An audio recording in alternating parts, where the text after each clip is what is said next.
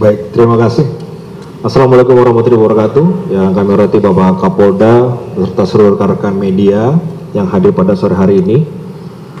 Kami dari Direktorat Reserse Cyber Polda Metro Jaya akan memaparkan mengenai proses digital forensik terhadap temuan kami dari 2 barang bukti DVR yang kami terima dari penyidik, dalam hal ini Polres Metro Jakarta Utara. Yang pertama adalah 2 DVR ini adalah DVR yang dipakai atau yang digunakan sebagai media untuk merekam seluruh CCTV yang berada di lokasi SMA 72 Jakarta Utara, di mana tempat terjadinya kejadian pada hari Jumat tanggal 7 November. Yang pertama adalah CCTV dengan merek Hilux, itu berupa 1 buah DVR, dan di dalamnya itu terdapat 1 buah hard disk merek Seagate kapasitas 2 TB. Terdapat 16 channel yang tersimpan di dalam DVR tersebut.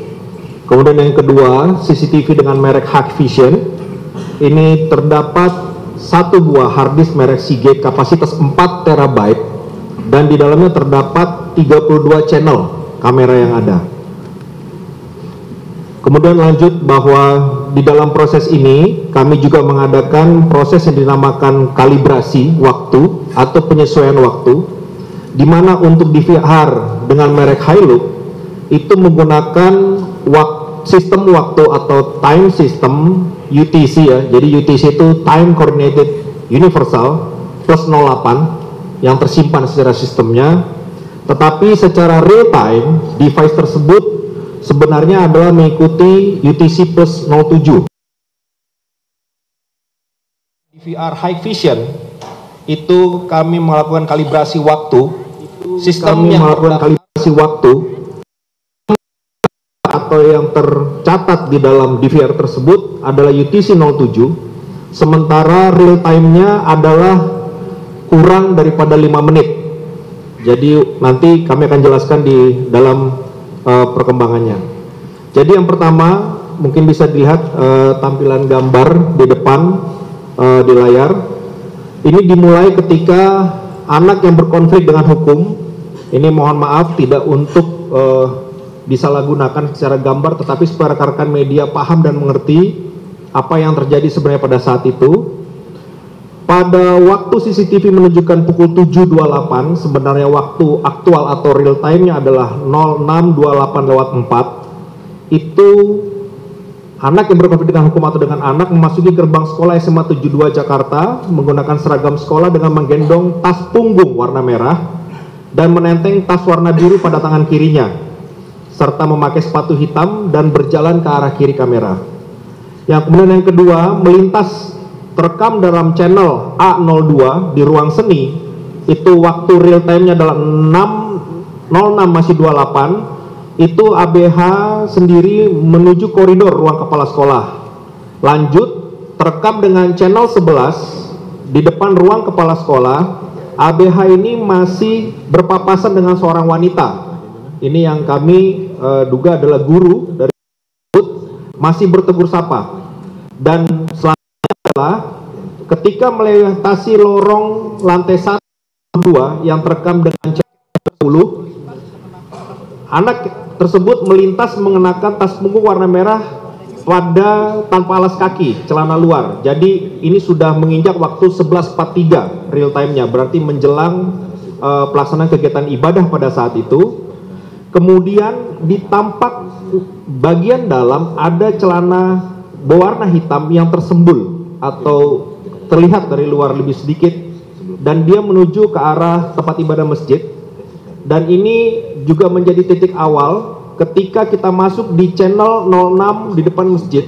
Jadi channel A06 di depan masjid itu hanya ada 1 CCTV yang mengcover. Itu anak memasuki masjid menggunakan seragam sekolah dengan membawa tas merah. Jadi membawa tas merah masuk ke dalam.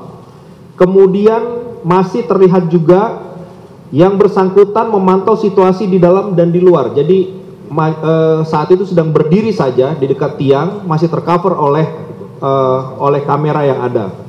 Lanjut, pada waktu CCTV 12.44 atau waktu real time-nya 11.44.15, masih di channel 30, itu dilihat bahwa anak tersebut memasuki pintu masjid di bagian depan. Nah, ini sudah tidak tercover lagi pada saat itu. Kemudian di waktu setelah kemudian, jadi setelah kemudian di waktu CCTV yang tercover bahwa pukul 11.57 atau waktu aktualnya 12.05, itu anak sudah melepas baju seragamnya dan terlihat menuju ke arah lorong, arah ke arah masjid dengan memakai celana hitam, kaos putih, dan menggendong senjata mainan atau dummy. Jadi terlihat di CCTV. Kemudian arah tangannya mengarahkan ke arah masjid. Nah, ini nanti temuannya mungkin akan dibahas oleh Pak Dirkrim karena tadi sebelumnya sudah dipastikan oleh dari tim Jibom bahwa menemukan ada peralatan pengendali atau remote. Kemudian pada waktu aktual 12.0551 tercover dari channel 06 depan masjid bahwa terlihat cahaya warna merah keluar dari dalam masjid disertai ledakan dan mengeluarkan asap berwarna putih. Selanjutnya kembali di channel 30 lorong lantai 1 timur 2, ABH setelah mengadakan kegiatan yang tadi itu berlari menjauhi masjid, tampak pintu ruangan terbuka diduga akibat adanya ledakan. Dan selanjutnya kami langsung loncat terakhir bahwa pada pukul 12.0058 itu para siswa berlari berhamburan meninggalkan masjid ke arah kamera, tercover dengan channel 30 lorong lantai 1 timur 2. Mungkin demikian CCTV hasil analisa digital forensik yang bisa kami sampaikan. Nanti seluruh kesimpulannya akan disampaikan oleh penyidik. Terima kasih. Kami akhiri. Wassalamualaikum warahmatullahi wabarakatuh. Terima kasih Bapak Dirsiber, tadi sudah jelaskan bagaimana pengolahan hasil digital forensik secara gamblang. Kita juga mendengar Bapak Kabid Dokes bagaimana kondisi korban dan para saksi saat ini, termasuk apa saja yang dialami dalam kondisi korban maupun para saksi. Kami beri waktu Pak Kabid Dokes. Assalamualaikum warahmatullahi wabarakatuh. Yang kami hormati Bapak Kapolda, Ibu dari KPAI, pejabat utama Polda Metro Jaya, Kombes Ari dari Puslapor. Untuk kejadian tanggal 7 itu ketika kami mendapat informasi, jadi kami membuka posko tadi seperti yang sudah dijelaskan Bapak Kapolda, dan kami segera melakukan koordinasi dengan Rumah Sakit Islam dan Rumah Sakit Yarsi dan beberapa klinik yang ada di dekat tempat kejadian. Yang perlu kita ketahui bahwa ketika terjadi pada seseorang misalnya luka bakar, jadi ada hal yang prinsip yang penting kita pegang, ada namanya golden period, jadi periode emas. Bagaimana penanganan pasien-pasien itu secepat mungkin supaya nanti pasien-pasien ini bisa tingkat kesehatannya itu dari yang kejadian dia alami itu bisa maksimal. Nah, jadi ketika itu kami diperintahkan Bapak Kapolda, kami langsung turun ke TKP, mendata semua korban. Yang pertama kami lakukan adalah kami menggolongkan apakah dia ini penyakitnya berat, sedang, dan ringan. Nah, setelah itu kami tahu, baru pasien-pasien ini ditangani dengan secepatnya yang kita sampaikan tadi golden period. Karena ketika misalnya golden periodnya itu tidak tercapai, maka mungkin saja pasien itu nanti bisa ada gejala sisa. Artinya mungkin karena di sini jenisnya banyak, ada yang luka bakar, ada yang gangguan pendengaran, ada yang shock hemoragi, mungkin karena darahnya banyak keluar, ada juga fraktur tulang tengkorak, ada juga gangguan pernapasan, ada juga penyakit lain, mungkin luka-luka mungkin karena dia ada paku atau mungkin lain yang ditemukan pada saat kejadian itu.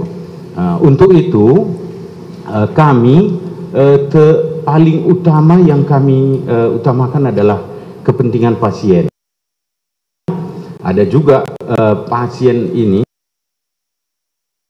yang berkonflik dengan hukum ini, kami saat ini rawatkan di Rumah Sakit Sukamto untuk kepentingan pasiennya. Jadi pasien tersebut setelah kami evaluasi dari saat pertama sampai hari ini, apa yang harus kami lakukan, itu kami kerjakan dengan semaksimal mungkin. Pasien yang di Rumah Sakit Sukamto, hari ini juga kami lakukan tadi tindakan operasi namanya dekompresi tulang kepala, karena waktu kejadian itu ada dekompresi tulang kepala. Jadi kami melakukan perawatan di sana supaya lebih maksimal, dan penanganan kami di sana dokter bedah ahli saraf dan dokter bedah plastik. Mungkin itu yang bisa kami sampaikan untuk saat ini. Assalamualaikum warahmatullahi wabarakatuh. Waalaikumsalam. Terima kasih Pak Kabid Dokes, tadi sudah menjelaskan bagaimana kondisi korban. Saat ini kita dengarkan bersama penjelasan dari Bapak Direskrim terkait tentang bagaimana penanganan perkara ini. Silakan kami beri waktu Pak Direskrim. Terima kasih. Assalamualaikum warahmatullahi wabarakatuh. Yang terhormat Bapak Kapolda Metro Jaya, mohon izin rekan-rekan, kami akan menyampaikan terkait dengan sebagaimana kita ketahui bahwa pada tanggal 7 November 2025 kemarin telah terjadi satu peristiwa hukum berupa ledakan di SMA 72 Jakarta Utara.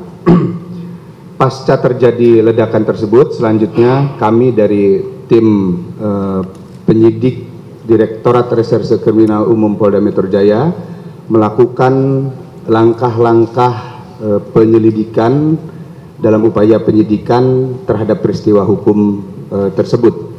Beberapa petunjuk, alat bukti, dan keterangan saksi sudah kami kumpulkan. Kemudian terhadap petunjuk dan bukti-bukti yang ditemukan, baik itu di TKP pertama maupun di TKP kedua, selanjutnya kami lakukan uji laboratoris di Laboratorium Kriminal Forensik Polri. Kemudian terhadap saksi-saksi kami juga sudah melakukan pengambilan keterangan, permintaan keterangan terhadap 20 orang saksi untuk memberikan keterangan sehubungan dengan peristiwa hukum yang terjadi tersebut. Sampai dengan saat ini kami terus melakukan upaya pendalaman dalam proses penyelidikan dan penyidikan di Direktorat Krim Polda Metro Jaya, sejalan dengan kami selalu mengedepankan juga terhadap pemulihan, baik itu pemulihan kesehatan maupun pemulihan kondisi psikologis dari para korban. Untuk menjamin proses penyelidikan dan penyidikan ini berjalan lebih mengedepankan pada hak-hak anak, karena sebagaimana kita ketahui baik itu korban maupun anak yang berkonflik dengan hukum, ini adalah semuanya berkaitan dengan hak anak-anak. Maka kami juga bersama-sama dengan Komisi Perlindungan Anak Indonesia dari KPAI untuk menjamin bahwa proses penegakan hukum ini benar-benar memperhatikan hak-hak dari anak tersebut. Dari beberapa keterangan saksi yang disampaikan, kemudian alat bukti yang kami peroleh dan hasil dari Laboratorium Kriminal Forensik Polri, terdapat dugaan ada perbuatan melawan hukum yang patut diduga melanggar norma hukum sebagaimana diatur dalam pasal 80 ayat 2 junto 76C Undang-Undang Perlindungan Anak maupun pasal 355 KUHP dan pasal 187 KUHP serta pasal 1 ayat 1 Undang-Undang Darurat Republik Indonesia. Sampai dengan saat ini kami terus melakukan pengembangan terhadap temuan-temuan dalam proses penyidikan tersebut. Lalu kemudian ada hal yang menarik juga di dalam proses penyidikan yang kami peroleh dari hasil penggalian keterangan maupun petunjuk-petunjuk yang ada, bahwa yang bersangkutan anak berkonflik dengan hukum ini terdapat dorongan untuk melakukan peristiwa hukum tersebut. Dorongannya di mana yang bersangkutan merasa sendiri, kemudian merasa tidak ada yang menjadi tempat untuk menyampaikan keluh kesahnya, baik itu di lingkungan keluarga, kemudian di lingkungannya itu sendiri maupun di lingkungan sekolah. Ini yang menjadi perhatian kami juga bersama dengan KPAI untuk menyikapi hal tersebut. Saya kira itu yang dapat kami sampaikan pada kesempatan sore hari ini. Terima kasih. Assalamualaikum warahmatullahi wabarakatuh.